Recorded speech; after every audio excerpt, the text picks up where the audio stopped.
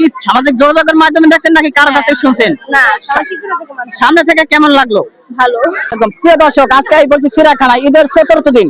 আসসালামু আলাইকুম। ওয়ালাইকুম আসসালাম। আজকে তো ঈদের চতুর্থ দিন, চিড়িয়াখানা কি উদ্দেশ্যে আইছেন? উদ্দেশ্য মানে বাচ্চারা প্রায় ঈদেই ঘুরতে আসতে চায়, কিন্তু নিয়ে আসি না। যদিও গরম, বাধ্য হয়ে আসতে হলো গ্রামের উদ্দেশ্যে। এছাড়া আর কোনো ফেসবুকে উদ্দেশ্য নেই। দেখছেন নাকি বাস্তবে এইতে? মানে আমরা তো সংবাদ মাধ্যমে দেখতেছি ঈদের আগ থেকে যে ডোনাল্ড ট্রাম্পকে চিড়িয়াখানায় রাখা হয়েছে, তো সেই উদ্দেশ্যে আসা, মূলত ওর উদ্দেশ্যেই আসা। আপু কি উদ্দেশ্যে আসা?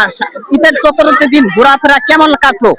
ভালো ভালো। ডোনাল্ড ট্রাম্পকে কি সামাজিক যোগাযোগের মাধ্যমে দেখছেন নাকি কারো কাছ থেকে শুনছেন? না, সামাজিক যোগাযোগের মাধ্যমে। সামনে থেকে কেমন লাগলো? ভালো।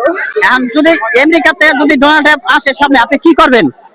তাকে দেখতে অবশ্যই আসবো। তাকে দেখতে আসবেন না?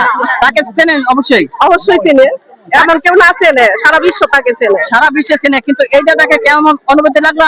তাকে দেখে কেমন অনুভূতি লাগলো?